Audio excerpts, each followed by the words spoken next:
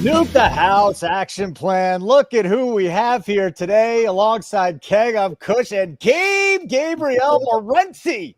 Sports Rage from Sports Grids joining us for a few minutes today. Gabe, how are you, buddy? Thanks for hopping on with us. Hey, it's been too long, Holden. Good to catch up with you, my man. Good to see you, and glad to see you're kicking ass still.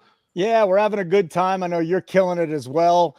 I've talked to Keg so many times, and you're actually an inspiration for him growing up. And I know he might be blushing right now, but Keg, say hello to your idol. A bad influence really growing up. Fan of Gabe Morency, Keg. So I started the live betting show 6 years ago after watching Gabe do late night anger management on SBR. It was like a show where he would just rage out and vent, and then he would make some live bets along the way. And I was like, I could make this a show. I was like, what if I just go fucking heavy in-game betting? And that's what I did. And Gabe was definitely a huge influence and inspiration in the beginning for sure. So thank you. I appreciate that. You know what? I'm not going to say I did the first ever in-game live show. You might have, man. But I'm talking going back for you. I'm talking going back even though to like 2003, how it all sort of started, like literally 2003, in which I was on the radio in Montreal, and being on the radio in Montreal, you know, hockey's king there. It's like a religion. So it's like basically being a talk show host in Green Bay, Wisconsin, or Tuscaloosa, Alabama, right? It's people have a one-track mind.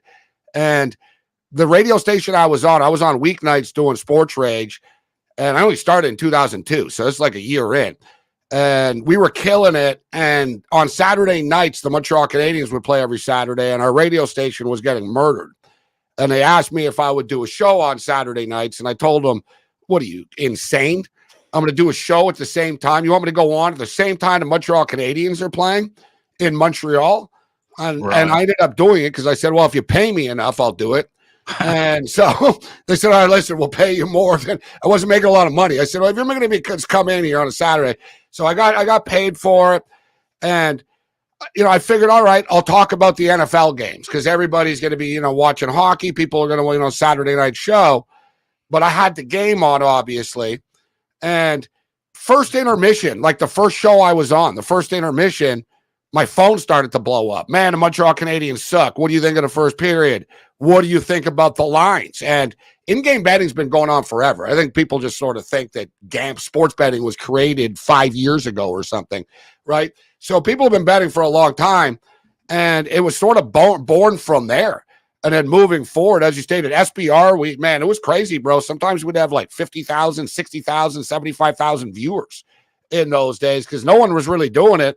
And it was really informal, too. It was just me, like, standing up, walking around, throwing chairs. Like, I wasn't sitting hold. It wasn't like I'm sitting in front of a nice set and stuff like that.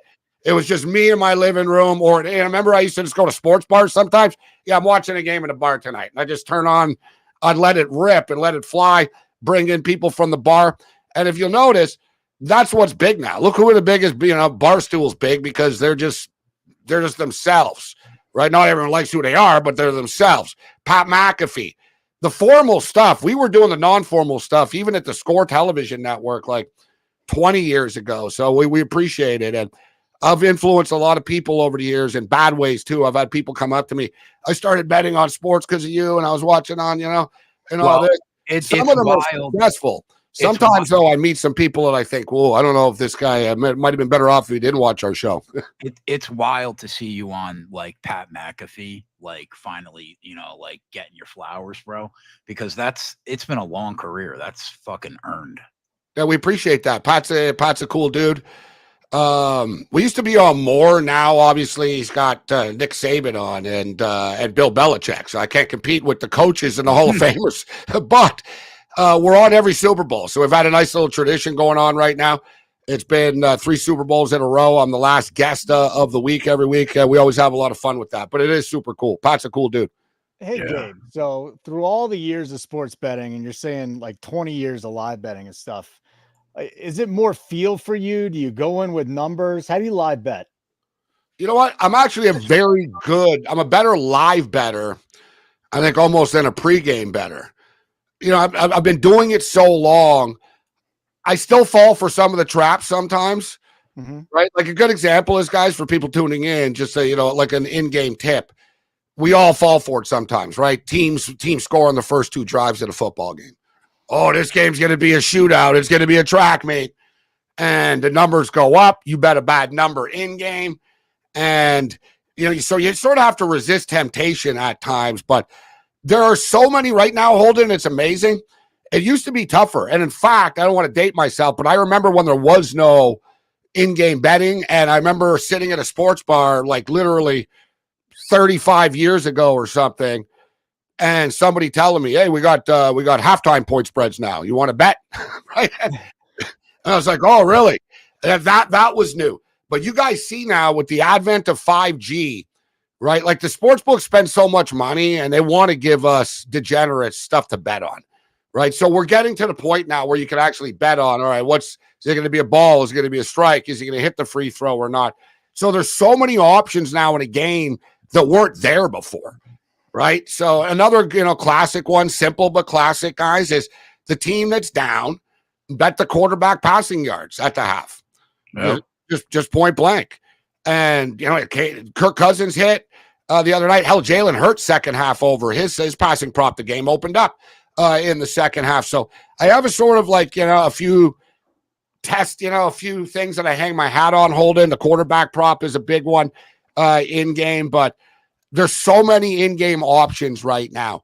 Don't force like a side or a total. You can just keep on scrolling. You'll find a nice player prop, a team total prop. When they're giving you 150, 250 options, if you can't find one to win with, then you shouldn't be doing it. What is your best sport to live bet and why? It's a good question. They're all different, right? In their own way. You look at baseball, a 3 or 4 run lead doesn't mean what it used to, right? It used to be like, oh, the team's winning 5-0. You sort of start counting your money. Now it's like, so what? So taking, betting baseball, betting teams that are down. We've had a nice run. The Chicago White Sox had a ton of leads this year, but they blew a ton of leads late. So just jumping in game there. But honestly, I would say hockey is the best for in-game betting. Really? I would say hockey, guys. You know what? The sports book's number one. It's not a big handle for them. So they don't mind if you win. I actually asked the head of FanDuel once a couple of years ago. I said, you guys have really good hockey numbers. Like, when it's 6 everywhere and people are betting, you have 6.5. And he goes, yeah, we just don't care enough. Right? He said, beat it. You want to play it, go ahead and beat it. It's not really out there. And you know what it is, too? People think they know football. People grew up around, basketball in America, right? And odds makers. Nobody really knows hockey, guys. The people that know hockey are in Canada for the most part. Let's just call it out for what it is. You have a few odds makers that understand it. And to get some more serious about it, like they sort of patterned the hockey algorithm after soccer because there's not a lot of goals, right? So there'll be a 5.5, but they grossly overreact, guys, in hockey. So a team will be up by 1 goal, and you can get the other team at like plus 300 or something suddenly. Right. So you guys realize if they score, the game's tied. Like it's like they don't know the rules of it. The other one is, you have the classic 6.5 in a hockey game or a 5.5 total. Early goal, they over adjust. They'll bounce it up a goal early, even though it's kind of a fluke goal or whatnot. Hockey's such a reactionary sport. They don't have the same simulations that they can run. Right? It's very difficult. You can take yards per play. You can take, and all this stuff and bat flip and hard hit rates and all the stuff that these MIT guys throw into these computers. All right. Throw in the puck when a team, drops the puck into the zone. Hockey's such a reactionary sport. It's hard for the computer people and odds makers aren't some fat guy with a fedora anymore smoking a cigar. They're all computer nerds, right? It's all just simulations and computers. Computers have a hard time understanding hockey. There's sort of an opening to it. And another one for real bettors out there, it's actually the best sport. I say hockey, but the best one is the UFC, man, mixed martial arts. for live betting, because here's another one. The odds makers don't know. Like, it's almost like the draft. They have no freaking algorithm. They have no computer. Like, you know what I mean? Oh, you can throw in punches per round and stuff, but all right, once a guy gets his ass taken down, how did O'Malley's punches per round stats look the other night? They can't. It's such a human sport. They can't deal with it. And another thing is, like a basketball, I know I'm going on here, but I think it's okay. A pointed answer. Like basketball and football, it's just a computer, guys, right? There's no human element to it. The basketball, algorithm, all right, let's make it 220, 232, 228. It's all just numbers. MMA, they need to have a manual trader there. I mean, a human, right? The problem is... And the last thing is here, Keg, listen, is they fall for who Rogan and Cormier like in the fight. So sometimes you'll hear Rogan and Cormier talking about a fighter, and you're like, what fight are these guys watching? And, the odds will dictate it. So I'm telling you, MMA, so it's kind of a niche thing. Not everybody's into the UFC, but I'd say MMA, UFC, live in-game betting is probably the softest from the sportsbook standpoint that they can't combat. I bet a ton of MMA, right? But the only problem is, I'm sure you notice over the last 2 years, the judging is such on a downward slide. Like, you have minus 5,000 favorites at the end of round 3 going down that have absolutely no business losing the fight, because judging is just, and even refereeing, like guys like Jason, what's that referee's name? Herzog, who used to be incredible MMA referees. Now they're just letting people basically die in the cage. I've got so many issues with MMA betting in 2024, Gabe. I could talk to you for 2 hours about it. Somebody told me this, and it's going to happen, and I've been betting on MMA for a long time, and you don't want to hear it, but it's true. It evens out. It really does. Sometimes. I've lost bets sometimes where I'm like, this is the biggest robbery that I've ever, and I'm typing away after a couple of drinks on a Saturday night. This is the biggest fucking screw job in the history of combat sports. And then there's other times where I'm like, yeah, there's no way in hell I won this fight. And then they announce, and new. And I'm like, oh my God, I can't believe, what fight were they watching? Right. No, it is all, but it's going to go both ways, right? If you're betting so much on them, it's a lot like football. You're going to get, I can't believe that call I lost because they didn't call pass interference. Sometimes you will win, but subconsciously, psychologically, we remember the screw jobs more, Keg. For sure. we remember the losses more than the free win. People don't want to remember. Oh yeah, you know what? Though, you remember you didn't pick that fight wrong, but you won anyways, right? True. No, it sort of goes both ways. It really does. Well, Gabe, we just want to pick your brain for a little bit, have you on. I want Keg to meet you virtually at least, and thanks so much. Plug everything you're doing, man, because we're both big fans. Well, we're all over the place as far as our times, but you basically find us on Sirius XM channel 159 on Sports Grid. Sports Grid's done a great job with their distribution deals. So, Sports Grid is basically available on all platforms, apps and stuff, wherever you watch your shows. You can go to sportsgrid.com where to watch. But I'm on live, guys, I'm on 6 nights a week. So, long story short, Sports Rage is on 10 to midnight Eastern time. But the 3 football nights, Sunday night, Monday night, Thursday night, we do an in-game live. So we're raging. I can't throw chairs as much, and I'm sort of locked in. It's a little bit more slicker, but the essence is still there. The rage is still there.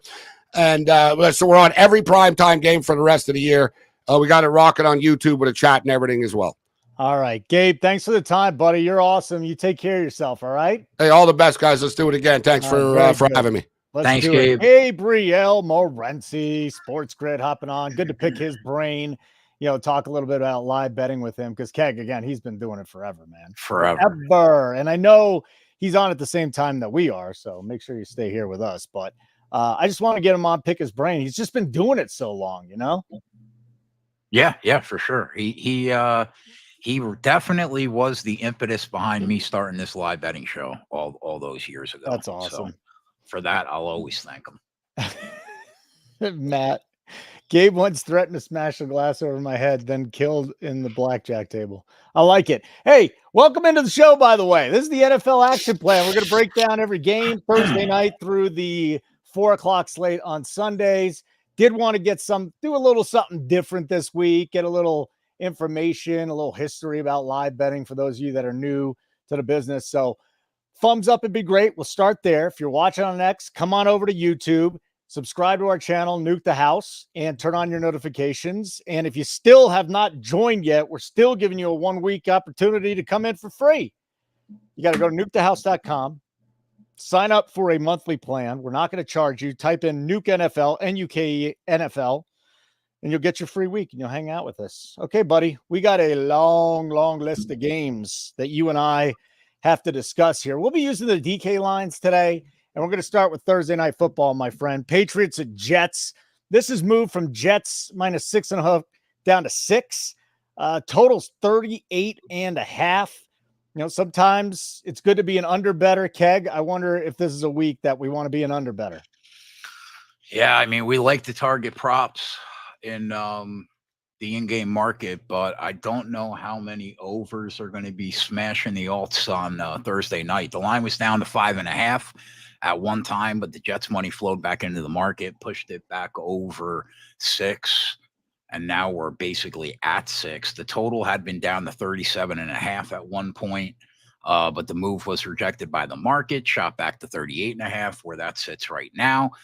News and notes for the game: Jets lose Jermaine Johnson on the edge, which is significant because he's solid, tore his Achilles, and now probably out for the year. CJ Mosley might not play as well. On the flip side of the ball, Patriots are not healthy either. They might be worse than New York. They have 4 offensive linemen scheduled to be on the injury report this week, and the defense has had major problems. Plus, they dropped Bentley now, so they're a mess. The Jets feel like the side here, but the Patriots just continue to exceed expectations, man. It's crazy. They could have easily won that game against Seattle. It feels like the play is to stay away from the side from a point perspective and target props. Huge game for New York, though. It cannot be overstated for their chances to make the playoffs or win the division, because Adam and I have talked about it multiple times on this show. The back end of the Jets schedule is loaded. So they really need to string 5 or 6 wins together in the first 7 weeks if they want to make the playoffs, in my opinion. They really need this one. At 6, I think the line should probably be a full touchdown. And I know people are going to tell me that I'm out of my mind, but I think there's probably a point worth of value on the Jets. I'll lean the Jets past the side. Okay, very good. And we'll be live betting that show. Free show, Thursday Night Football, 8:15 Eastern Time. Keg and I will be running through that show. My buddy Dave Sharapan is going to be joining us. He's a sports consigliere, and he's a pretty good live bettor as well. So Thursday night, we'll have that show. One other thing, I know you've been high on Allen Lazard. I feel like Lazard's role in the offense is going to shrink once Rodgers starts finding Mike Williams more. And you had a great call, Williams under 2.5 catches last week, but even though he only had 1 for 19, I wonder if that's going to chop into Lazard's work here, Keg. It could.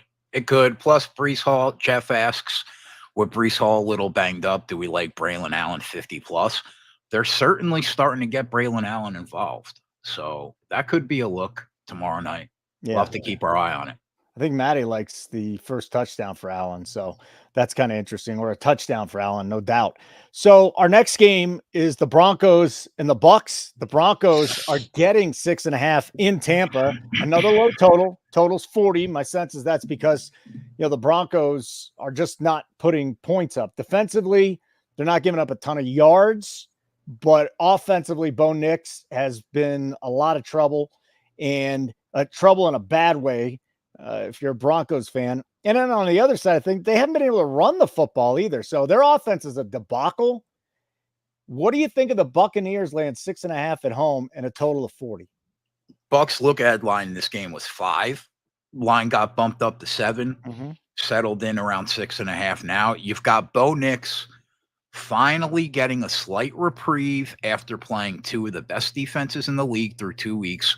with McDonald in Seattle and obviously the Pittsburgh Steelers, who right now there's nobody playing better defense in the league. So while Tampa, their defense isn't awful normally, they have big issues that Bo Nix will finally have an opportunity to exploit. But you also have injuries for Tampa that are starting to mount, to say the least. Cansey banged up. He might not play this weekend. Vita Vea goes down last weekend. He won't play. You got multiple guys out in the secondary, which is a major problem. Yet, they found a way to win the game last weekend, even though they had no business winning it. The bad news for the Denver Broncos this weekend is Todd Bowles doesn't fuck around when he plays rookie quarterbacks. When you dig into the advanced metrics, they struggle tremendously. And we've already seen a rookie play Tampa this year. They were against Jaden Daniels. They handled him rather easily. This number feels a little heavy, though, to me. But I really won't know until the PR is done later today. Right now, I'm going to lean the Broncos plus 6.5. I'll know more when the PR is done tonight. Yeah, I got to go look at Bo Nix rushing yards too, because Nix, I think it's 35 and 25 yards rushing here. I just got it up right now, 23.5. So that might be something I'm going to look at this week, Keg. One other thing, we talked about those defensive injuries for the Bucs last week. This is fascinating. The Lions were in the red zone 7 times. They only scored 1 touchdown. 7 times. That's a bend don't break. Preach. Wow. That is an amazing stat. He's Keg. I'm Kush. This is the NFL Action Plan. Nuke the house. Smash that like button if you get a chance. Let's move on to our next game. And that, my friends, will be the Chargers and the Steelers. So the Chargers playing good football, running the football well. Unfortunately, they do have to face the Steelers this week. Justin Fields and the Steelers rushing offense. I'm still waiting for Roman Wilson to come back. Pickens is a legitimate stud. Can Fields get him the ball consistently? If Wilson's back, at least some of the targets will go elsewhere, maybe take some coverage off of him. But Chargers getting 1.5 in Pittsburgh, another low total. We got some low totals this week, Keg. 36. I'm seeing totals. Let's see here. 38.5, 36. This is way lower than the Jets and the Patriots. 38.5, 38. I mean, there are some low totals between Thursday and this 1 o'clock slate. What do you think of the Chargers at the Steelers? Quickly, was the official status on Justin Herbert released yet? He didn't practice today. So we'll have, I haven't seen the official status yet. They're out on the West Coast. All right. So right now, line's sitting around 1.5. Giant question mark in the game is Herbert. X-rays came back negative. But even if he does play, not going to move very well. They said that his movement will be an issue for sure. That's going to be a problem against the Steelers defense, man. And it's the reason that the total fell off a cliff. It was as high as 38.5. It got down to 35, which would have been the lowest total of the year. Now it's sitting at 36. I don't know how this total gets over with how much the Chargers are going to want to run the ball, combined with how good the Steelers defense are at stopping the run and how good they've looked in general, combined with how bad the Steelers offense has been. Yeah. I mean, bad. They have 1 offensive touchdown through 2 weeks. Now, there's no travel downgrade for the Chargers this week. They stayed on the East Coast to prep for the game. Fields is going to get the start again off back-to-back wins, despite, like I just said, only scoring 1 offensive touchdown. A little weird to me that they're not pulling the trigger yet, but I guess they want to lose the game before they go to Russ. The Steelers know Greg Roman pretty well, and they know the Chargers pretty well. I think that the Chargers have been fortunate thus far to run against some very bad defenses. That will not happen this week. Steelers are going to put the Chargers in a spot where they have to throw the football, and thus far they haven't looked great doing it. So slightly into the Steelers here. I don't love it, but slightly into the Steelers, and I think slightly into the under even at this number. Well, I got to say this. So J.K. Dobbins leads the NFL in rushing, 133 yards one game. Actually, 131 yards one game, 135 the next. So he's averaging 133 yards. The Steelers defense is allowed 128 yards rushing this year. What do you think? And I just looked it up myself because I had no idea what the number is. What do you think Dobbins' number is set out rushing? Take a guess. Again, Steelers, really good rushing defense. 58.5. 49.5. Wow, that's low. That is low. But that's respect for the best defense in football right now. Yeah, and it actually dropped. So when it was released early on BetMGM, it was 52.5, and it dropped 3 yards. That's pretty wild. That is very wild. And I wonder if it's something we want to attack, or do you just stay away from it? Stay away from because there's no way you could bet an under on the way Dobbins is running. For him to get 50 yards, he's gotten that on a run before, but that is going to be something I dig into this week. Fascinating that his prop is just 49.5. The juice to the under, and it's dropped 3 yards. He's Keg, I'm Kush. NFL action plan, breaking down these NFL games here. If you get a chance, check out our YouTube channel. If you're not already subscribed, do that. Nuke the House YouTube channel. Go to YouTube, type in Nuke the House, and then you'll find us. Turn on notifications after you subscribe. That would be appreciated. Giants Browns, another 1:00 game here. This one is in Cleveland. The Giants are getting 6.5 on the road. The total, another low one, 38.5. Before we even start this conversation, it would have been tough for Deshaun Watson to look worse than he did in week 1. So he did improve. He ran a little bit more in week 2, but is there a light at the end of the tunnel with Watson? Or are you still shutting the door on him that this guy's washed? I haven't decided yet. Oh, okay. I'm leaning towards he's washed, and Winston should play though. So this line's gone back and forth between 6.5 and 7 all week. The total opened 40.5. Last time I looked, it was down to 38.5, which is exactly where it is right now. So we're seeing love in the market for both teams being absolutely dreadful on offense. Last week, very concerning for the New York Giants offense. They needed to win that game against one of, if not the worst secondaries in football, where Jones had all day to throw the ball because of the defensive scheme, and he still couldn't do enough to win that game. And like we just saw in week 1, what happens when you play an aggressive defensive scheme against the Giants. That's what Flores did in Minnesota, and it didn't look great for the New York Giants. And now they go to Cleveland to play an insanely aggressive defense that we still have projected number 1 front 7 and number 1 secondary in football, right? And they do everything better on defense than the Minnesota Vikings do. So I don't know how this isn't an extremely ugly game for the New York Giants. This line is not high enough, in my opinion. So I'm going to lean the Browns here. Total is a pass for me. Browns offense hasn't looked great so far. I'll give people that, but this feels like a pretty clear-cut game for anybody that has a pulse and knows how to handicap this league. So, I mean, against what we just saw the Minnesota Vikings do, I don't know how it's not a smash spot on the Browns. Interesting. Danny Dimes is in for a day. Yeah, they still haven't posted the Neighbors props yet. We like Malik Neighbors, so that's the first thing. The second thing is he might throw three picks. Well, then maybe we want to bet his interceptions. But this opened on FanDuel at 6.5, pushed up to 7, back to 6.5, and then it got pushed from 6 to 6.5 at a couple of books. So a lot of money coming in on the Browns early here, buddy. And there's a reason for that. You kind of mentioned it, right? I mean, yeah, the defense tells the story this week in this game. Eagles Saints is our next one. I mean, the Saints have been absolutely unstoppable offensively through 2 weeks. They do it again this week. Wow. Then we're going to, I think I'm going to have to start taking them seriously at least. So the Eagles playing on a short week. They're actually getting 2.5 at New Orleans.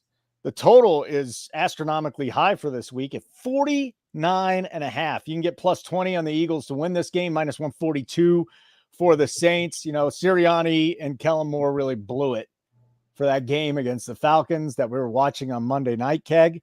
For the Saints, I just got to ask you, are these guys going to do it again? Is this offense going to cook again this week? And while you're talking, I just thought of something. I wanted to look at the team total for the Saints, because you would think they'll post it at what, 26.5, 27.5. So here, I'm going to get it right now. So Oof. I was out all day today, but Okay. I did message Signed in the Discord about this game, because like the line movement in this game has been absolutely wild. Philly was 3.5-point favorite on the look ahead line. They should have won that game last week, if not for a bonehead call from Sirianni.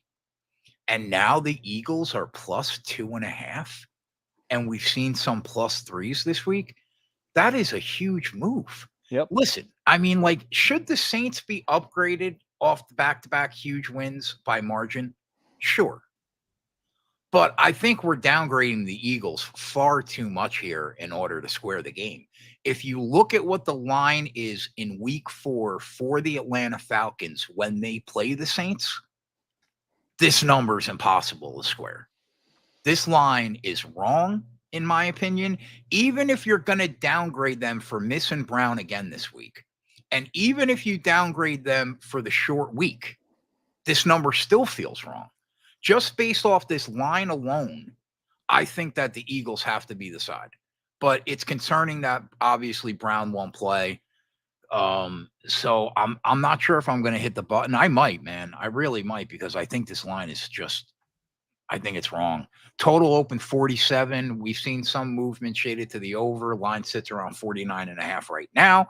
I agree with the move based on what we've seen from both offenses the first 2 weeks.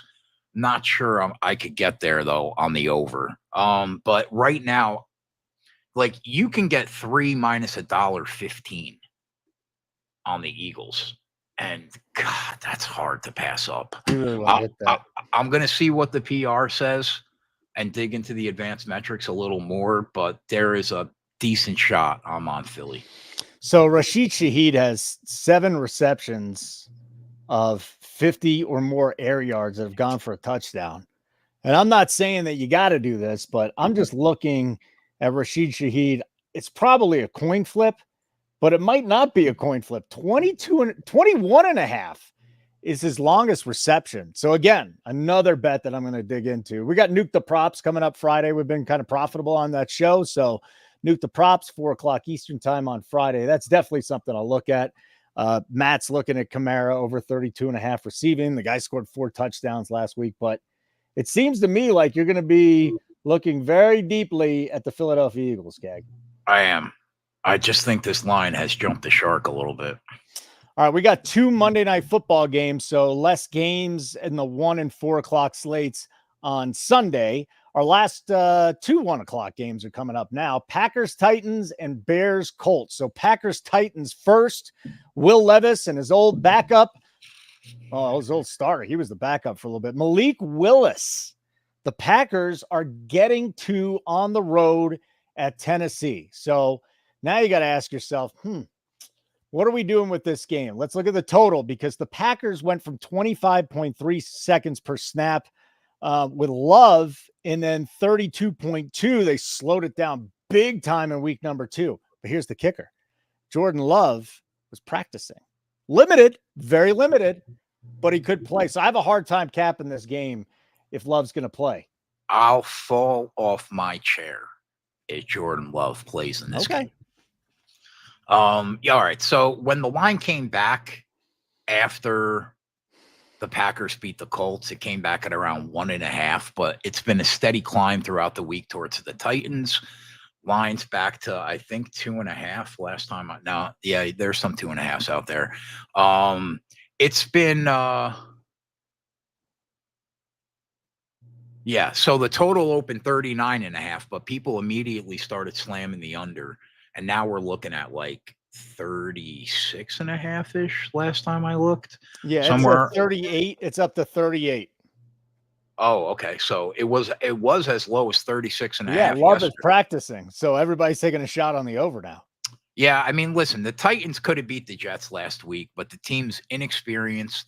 They haven't learned how to win yet behind a rookie quarterback, and they have not been very good offensively. They're 26th in offensive EPA per play, but the one bright spot for the team has been the defense. Right now, they're in the top 10 in defensive EPA per play, and they're in the top 10 in EPA per rush. And they'll need to be good because Josh Jacobs ran the ball 32 times last week. LaFleur is not trying to hide the game plan and what they're going to do when Jordan Love is out. They're going to run the ball this week against the Titans. Whoever wins that matchup will probably win the game. I'd rather duck the side in total because of that. And if I'm looking at something in this game, it's probably going to be Josh Jacobs props. I say all this with the assumption that there is a 0% chance that Jordan Love plays in this game, especially considering that they won last week. There's no reason to risk the future because the kid is absolutely the future. So if you need a lean, it would be a slight lean to Tennessee in this spot because the world knows they're going to go run heavy in the game. But I think I'm gonna target Josh Jacobs. Okay, I like it. That's the way to attack that game, huh? Like button, smash it. Let's go. And reminder, nukethehouse.com if you haven't checked it out. Today, or actually tonight, we'll release Spread Astaire's pick. He's been red hot in the NFL. He's got a pick in the Raiders game, which we'll talk about here in just a couple of minutes. And I just released a story today. I had a couple of guys like Spread, Johnny Boy, help me out with a couple of quotes on how to tail bettors. You know, the art of tailing bets, Keg. And it's important, you know, because it's not an easy thing to do.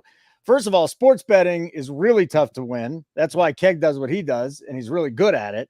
And then you got to know how to tail too. So just because you think you're laying one bet here and one bet there, there's an art to it. There is an art form to tailing bets, and it's not the easiest thing to do. So check that out. That's at nukethehouse.com. Next one, last 1 o'clock game. It's 11 out here in Denver, but last 1 o'clock game, Bears and Colts. So you got a really, really solid Bears run defense up against Jonathan Taylor. You've got Joshua Downs coming back for the Colts this week. So Richardson's going to have a deep threat, but boy, he did not look good. He threw 3 picks last week, and now he's going up against the Bears secondary that I will continue to say this. I don't care if Nico the Freako cut him up in this primetime game. I think this is the best secondary in the league. 43.5 total. Bears getting a 1.5. So Colts minus 1.5 at home. First glance here, I kind of like the under. Yeah, they opened up a 2.5 point favorite, Colts, but it's been all Bears money since then. Line's down to 1.5. As far as the total, it fell off a cliff. Total open 46.5, down to 43.5. Can't bet it now. There are so many things wrong with the Colts right now, dude. The defense hasn't been able to get off the field. They've been on the field almost 70% of snaps through 2 weeks. That's absolutely incredible. Then you hear that Taylor is getting asked to sit in the fourth quarter. What? And now this Colts defense is going to be missing more key pieces. And you wrap it up with a bow. Anthony Richardson looks about as bad as he's looked in his NFL career, which is only about 6 games through the last 2 weeks. And it's been a rough start for the Colts this year, man. Can Richardson launch a football 75 yards like a missile from NATO? Correct. Yes. But he isn't accurate. He doesn't read defenses particularly well. And Steichen is going away from the identity of this team, which is running the football. And I don't understand it. The Texans were the easiest division bet of the year. I mean, like, we don't have a shot to lose that bet unless that kid goes down for the year. Anything short of that, just go wait at the window to collect your money. For the Bears, we're still waiting on the status of Keenan Allen this week. Not practicing again. He didn't practice again. Not a good sign. That's not a good sign. Nope. The Bears weren't going into Houston on Sunday night and beating the Texans. Houston is a top 4 team in football right now when you consider the injuries that are across the market. Caleb Williams should have his best game of the year against a defense that is bad right now.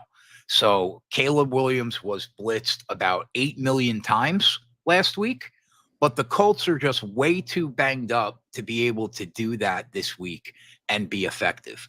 So I think that the Bears are going to have their best game of the year offensively this weekend. And, you know, if the Colts don't run the ball more consistently, they're probably going to lose a lot of games this year, including this one. I'm going to lean the Bears right now, plus the points. Not sure if I'll get there, but right now, definitely lean Chicago. Next one is an interesting one to get your thoughts on because it's the Panthers visiting the Raiders. The Raiders, 5-point favorites at home. They would be 2-0 if their offensive line didn't suck as much. It's been musical chairs through the first 2 weeks, so they got to get that figured out. And a good team to figure it out against would be the Panthers, who have the Red Rocket. Andy Dalton as their starting quarterback, hasn't started a game in a couple of years. Total here is a low one, 40. So any way you start with this, we got to talk about the Bryce Young benching. And is it that much of an upgrade to Andy Dalton? Because I'm under the impression, A, that Young is never going to be successful in Carolina, and B, the reason, the biggest reason for that, I'd say the second biggest reason for that, first one would probably be Young's play, but that organization's a dumpster fire, Keg. And I've seen too many organizations where they've had good quarterbacks and they just don't develop them. Like, you get drafted to the Browns, you're not going to be a good quarterback. Baker Mayfield has gotten out of there, and now he's starting to play some good football. There are certain organizations that ruin their quarterbacks. Washington's another one. I think that the Panthers are a complete mess. And this week, the Raiders are 5-point favorites. That's an odd. You don't see too many fives, do you? Interesting. 40 is the total. What do you think, Keg? Panthers at Raiders. The line opened Raiders -7, but like you said, the news comes out. Bryce Young experiment is over. In steps the veteran Andy Dalton, who at one time was a well above average QB in his prime, but this isn't his prime, and he didn't take a snap this preseason. But the market believes that he's worth about 2 points, considering that the line is 5 right now. And while I know that Canales was like a quarterback whisperer, I think it's a tough ask to get Dalton ready to go this soon and look remotely like he used to, but I could be wrong. The same can be said for the total. It opened around 38.5. People think that there's going to be a better chance that we see more points in this game with Dalton. The line has now gone up and hovering around 41.5. I mean, you know, the Raiders get the huge upset win against the team that they opened a 9.5-point underdog against last week, which was huge. Gardner Minshew kept them in the game, took advantage of some stuff late in the game. The Raiders were down 10. They scored the final 13 points in the fourth quarter to get it done. Good for him. Cost me money, but I like the guy. Big fan of his mustache. However, the offense has been dreadful. They had 3 fourth quarter scoring drives. I get it, but this is an offense that's only in front of the Giants and Carolina for the worst offensive EPA per play in the league. So at 5.5, this number, or at 5 right now, I guess it feels right. If the line was still 7, I would definitely slightly lean towards the Panthers with the QB move, but I'm going to stay away from the Raiders coming off a huge win and now playing a dreadful team, because I've been betting this league for 25 years and I know how that usually goes. So I'm going to pass the side in total. I'll look at props. If anything, Pierce wants to run the football. He won't shut up about the fact that he should have ran Zamir White like 20 times in that game.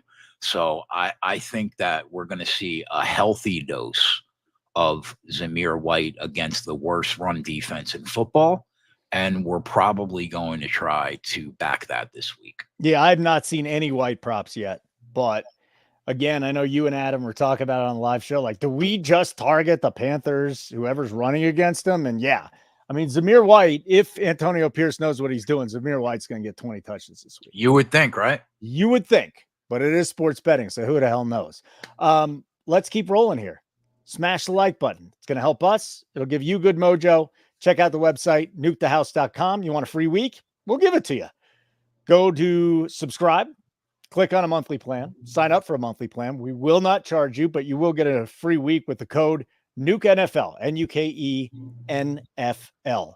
All right, our next 4 o'clock game, and we're only going to do 1, 2, 3, 4 more games. There's 5 4 o'clock games this week. You don't see that very often. 5 4 o'clock games and 2 Monday night games. We got the Dolphins and the Seahawks. So the Dolphins brought in Tyler Huntley. I don't know if he's going to start right away, but Skylar Thompson looked like he would struggle in the CFL. That was an absolutely abysmal performance. Dolphins getting 4.5 in Seattle. 41.5 is the total.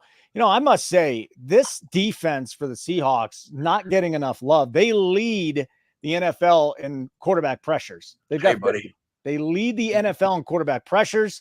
So we've got that going. I love what I've seen out of Geno Smith so far. Like, Geno Smith looks like what are you doing? Who are you waving at? Your daughter, or are you waving at me? You want to know who told you that the Seattle defense would be a fucking monster? Yeah, I'm sorry?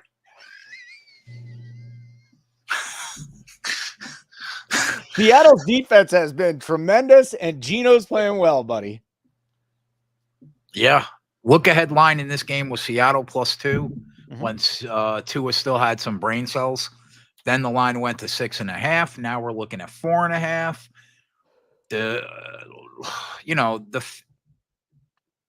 The Finns are in trouble, man. Like, they're just in trouble.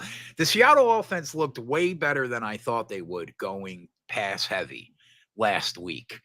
But I would think we start to see the running game come back into the fold this week. Can Geno run a high air passing attack? Yeah, sometimes. But can he do it consistently? I have my doubts. Because you're a Jets fan and you're burned. Regardless, I lean Seattle here because the defense, man, like I said, would be super, super legit, top 10 easily. And Skylar Thompson he's in for a long night. And the fact that you can only count on one team to score consistently in this game, and it's not Miami, I think you can only look towards Seattle. As far as the total, slight lean to the under here because the Miami defense isn't terrible and Skylar Thompson is. I think the total should be closer to like 39.5, 40. But there are a couple people out there that I respect that kind of like the over in this game. But I'm just not seeing it, man. Like, even if Seattle hangs 28, you can't count on Miami to get you 2 touchdowns in this game. I don't think, not against this defense. No. So if I'm betting aside, it would be Seattle. Not sure if I'll get there. I have to think about it, but definitely lean Seattle. Yeah, they still haven't released props on the Dolphins. What I think is going to happen is we're just going to see a lot of, quick shots to wide receivers, and I think Tyreek is just going to be counted on to get some yak. Waddle too. That's the only thing they can do. Run. The good news for the Dolphins is Mostert should be back, so they'll have him and Achane. Achane and Mostert can both catch the ball out of the backfield, and Tyreek and Waddle are there. So short passes, not running. I mean, his best chance to complete passes is going to be in the flat. Yeah, for sure.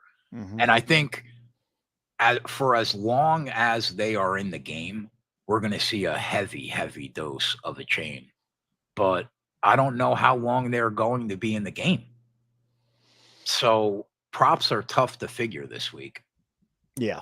Well, let's move on to the next game, because that would be the Niners at the Rams. Rivalry game. I really do believe in it in the NFL. I've seen horrible, Rams teams beat great Seahawks teams. I've seen bad Seahawks teams beat great Rams teams, but this might have an asterisk next to it. The Rams +7 at home. Now, we've seen all these dogs cover and win outright. This is going to be a tough one here for the Rams. 44.5 is the total. So the Niners are laying 7 on the road in a rivalry game. There's no Puka for the Rams. There's no Cup for the Rams. They've got offensive line injuries. They're in a lot of trouble. With that being said, the Niners come to town. No Deebo Samuel, so a really big part of their offense is going to be missing. No CMC, but it seems like Jordan Mason has picked up the slack here. Run defense, not good for the Rams, so I think we got to look at Jordan Mason rushing props. Talk to me here, Keg. Niners 7-point favorites on the road with a 44.5 total.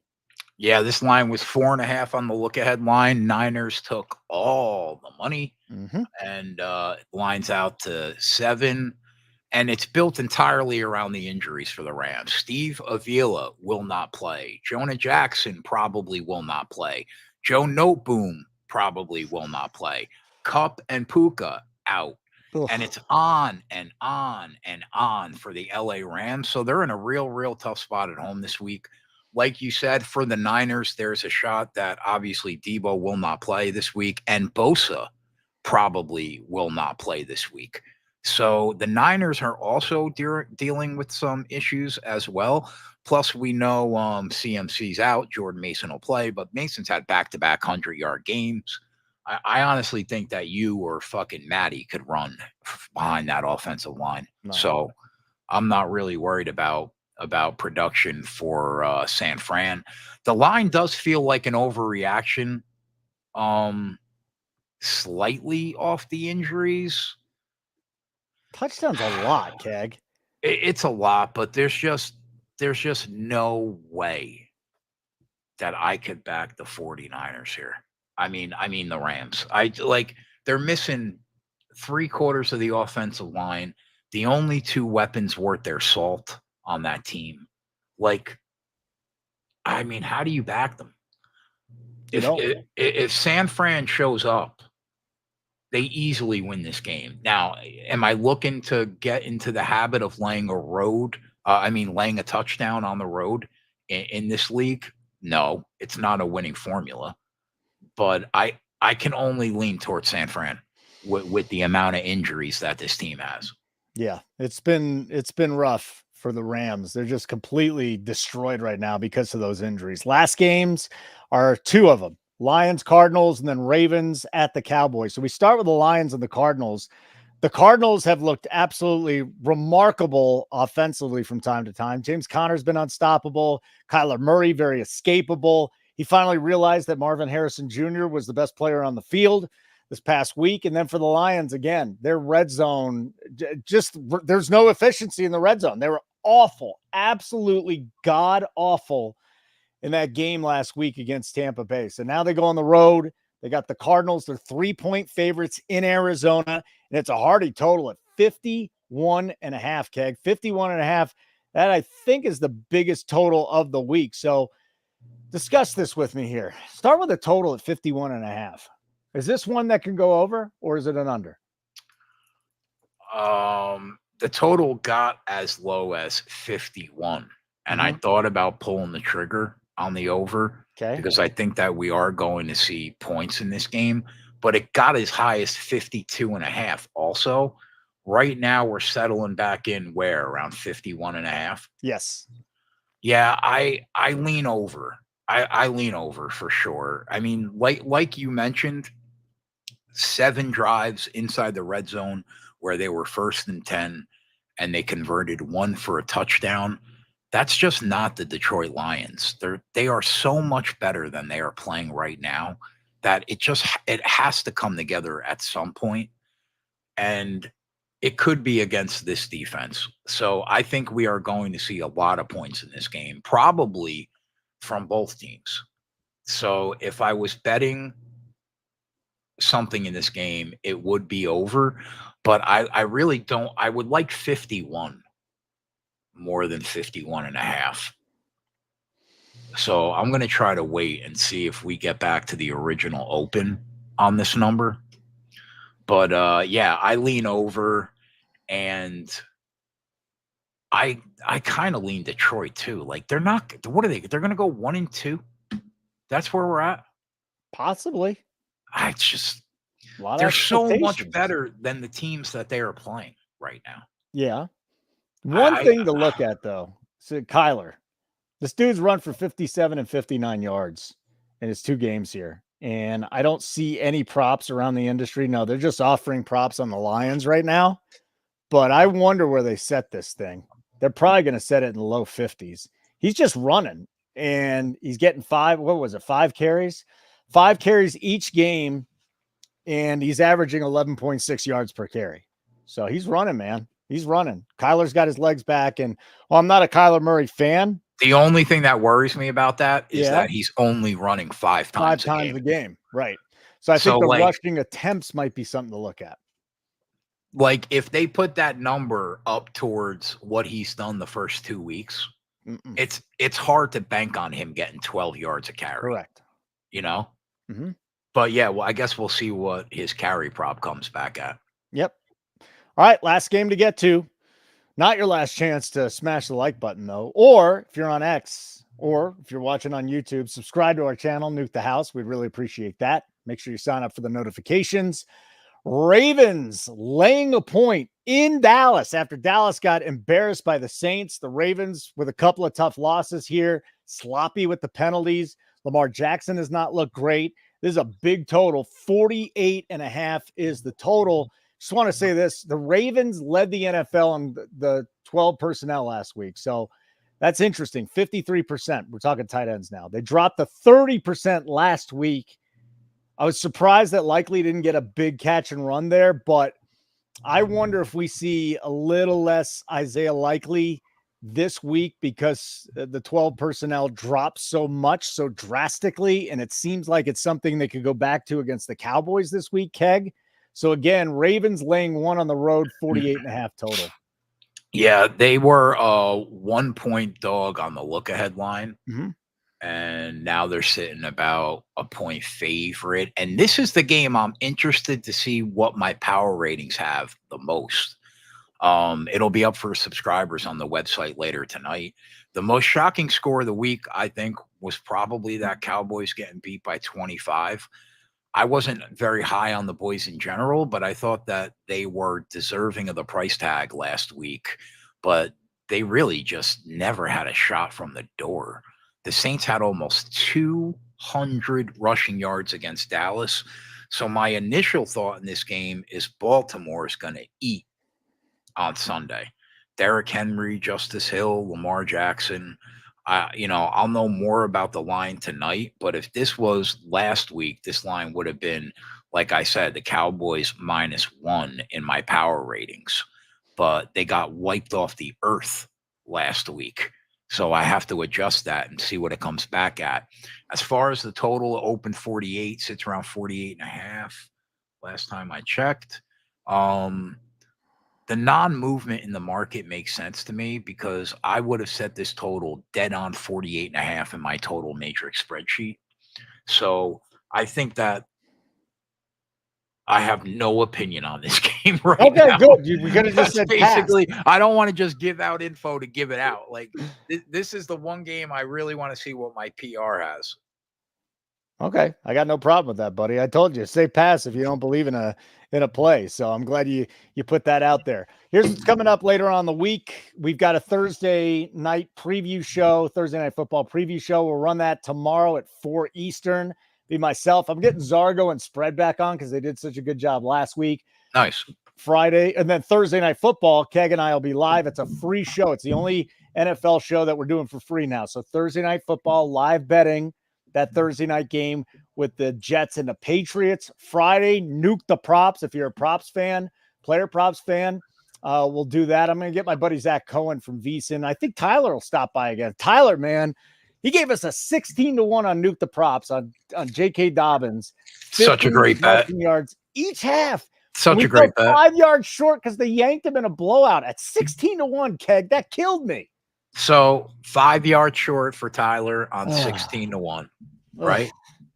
Bijan finishes with 97. We needed 3 yards to get a 5-1. Saquon touchdown gets down at the inch line, and he was 5 yards short at 4-1 to get 100. Like, dude, I should still be counting my money from that game. What are you going to do, man? It's crazy. It's crazy. I'm actually going to grade all the plays from that night as soon as we're done with this show to figure out like where I am at on the month.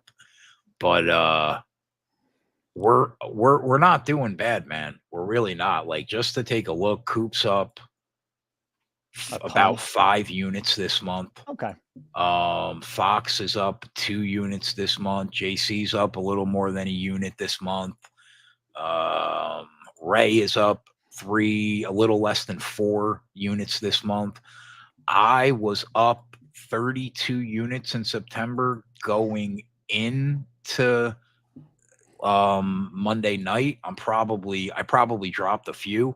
So, but we're not doing bad this month. September, we've been profitable. All right. Very good. Love it, my friend. You want to pub the site just one more time? That'll be great. And then we'll get out of here, Kegger. Yeah. Use the promo code Nuke NFL. You guys will get 1 week free trial at Nuke the House. Take advantage of it. If you haven't, you'll be able to catch tomorrow's show. You'll be able to catch all day on Sunday, that show. We've got daily picks, articles, game plans for not every game moving forward, because I'm going to listen to our subscribers, probably for the games that I actually like instead of every single game. We've got game plans, which are our betting guides for every MMA card, every PGA tournament, every NASCAR Cup Series race. And yeah, we have a great Discord community, 25 hours of in-game betting content every week, more than anywhere on the internet. So yeah, I suggest everybody take advantage of the free trial. Use the code Nuke NFL, select the monthly plan, and put the code in. You'll get the free week. Wonderful. Love it, Kegger. Hey, like button on the way out. Check out the site. We got a week free for you. NukeTheHouse.com. Use the code Nuke NFL for Keg. I'm Kush. Thanks to Gabe Morency for hopping on. Seems like it was 10 hours ago that he hopped on, but thank you, Gabe Morency. For Keg, I'm Kush. Let's nuke the house.